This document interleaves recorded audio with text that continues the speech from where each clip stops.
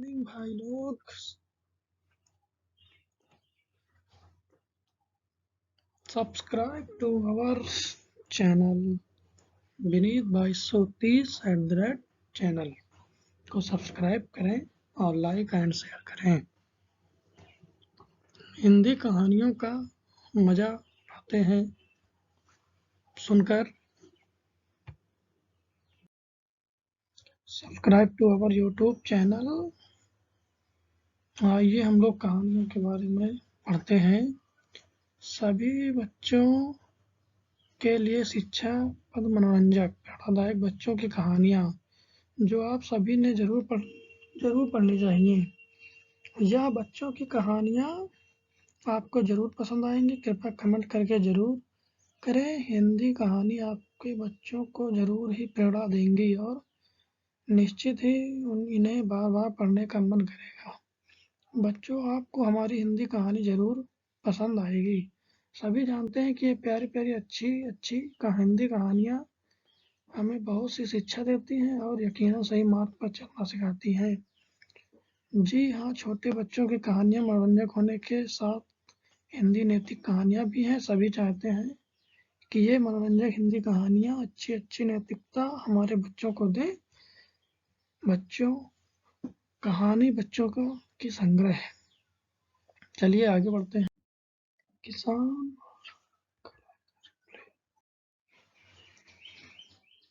किसान और घड़ा की बच्चों की कहानियाँ।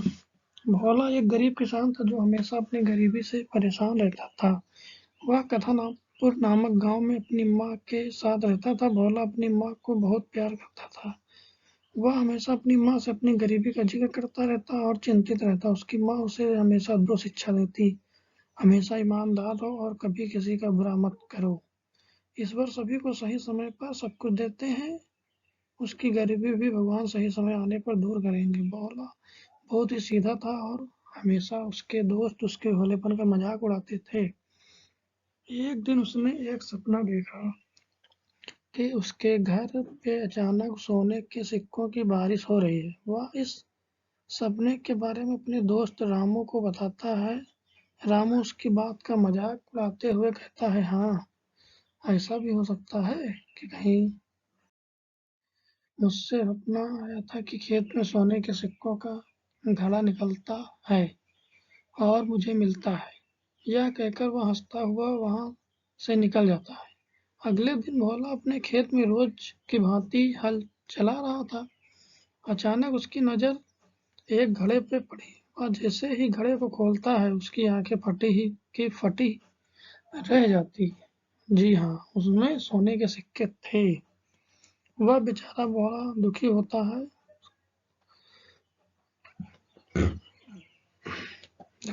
उसे लगता है तो उसके मित्र रामू को का सपना था और उसे यह सिक्के रामू को देने चाहिए। वह जाके रामू से कहता है, रामू, तुम्हारा सपना पूरा हो गया। जाओ जाके मेरे खेत से अपना सोने का सिक्कों से भरा घड़ा ले लो। यह कहकर भोला अपने घर की ओर चल पड़ता है और अपने सपने के पूरे होने का इंतजार करता है। उसे लगता है नहीं, गलत।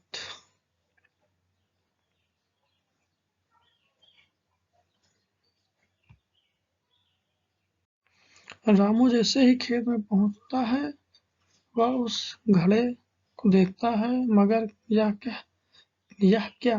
उसमें तो ऊपर 5-6 सिक्के दिखते हैं, जिससे देखकर वह घबरा जाता है। उसे लगता है कि इस घड़े में कोई सिक्के नहीं है। भोला ने उसे नुकसान पहुंचाने के लिए घड़ा यहाँ रखा होगा। यह कहकर भोला अपने घर है अपने सपने के पूरे होने का इंतजार करता है। उसे लगता है कि शायद अब सोने की बारिश भी होगी। उसकी यह बात सुनकर उसकी माँ परेशान होकर कहती है, भोला, तू सचमुच भोला है? भोला, सोने की बारिश होती है क्या? सोचा चुपचाप। रामू सोचता है, आज रात भोला के घर जाऊंगा और भोले की छत से यह घड़ा उसी के ऊपर उलट दूंगा। उसी रात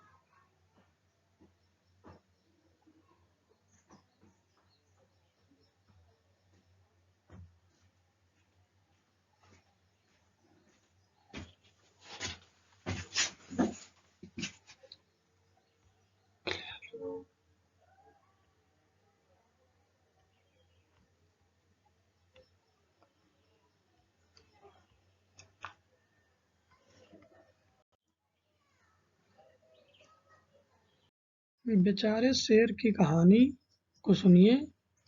प्यारे बच्चों, क्या आप जानते हैं कि शेर जंगल का राजा होता है? जी जरूर जानते होंगे। आज एक घमंडी शेर की कहानी सुनिए। मनमोहक वन में एक दिन शेर जंगल में घूमने गया। वहां उसने एक राजा देखा जो हाथी पर आसन लगाकर बैठा है। शेर के मन में भी हाथी पर आसन लगाकर बैठने का मन किया। उसे लगा कि मैं भी तो अपने जंगल का राजा हूँ और सिंहासन में हाथी के ऊपर बैठना चाहिए। यह सोचकर घमंडी शेर ने अपने जंगल के सभी जानवरों को बताया और उन्हें आदेश दिया कि हाथी पर एक आसन लगाया जाए। उसने कहा कि वह भी अन्य राजाओं की तरह हाथी की सवारी करना चाहता है।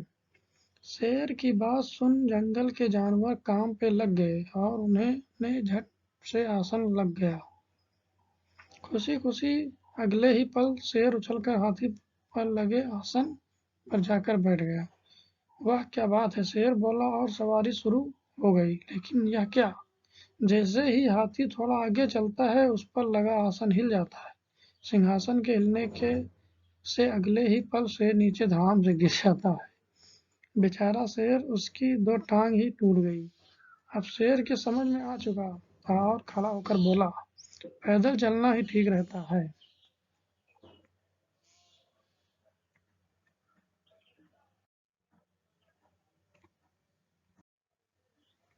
लोमड़ी और सारस की कहानी।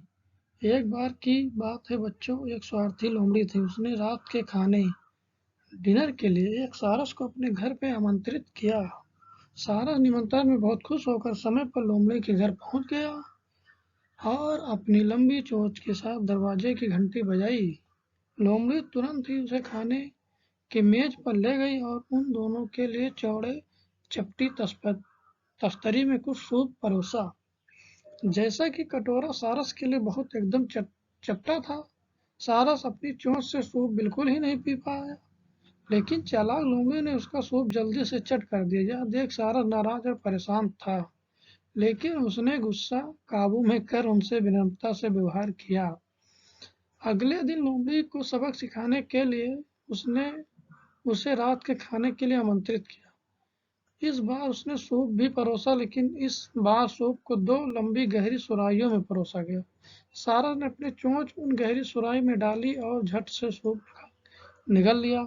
लेकिन लोमड़ी ने अपनी गर्दन उसमें नहीं डाल पा रही थी। वह कुछ भी सूप नहीं पी पा रही थी। लेकिन अब तक लोमड़ी को अपनी गलती का एहसास हो चुका था। वह शर्मिंदा हो गई। कहानी की नैतिक ये है, एक स्वार्थी कार्य बाद में आपको भी दुख पहुंचाता है।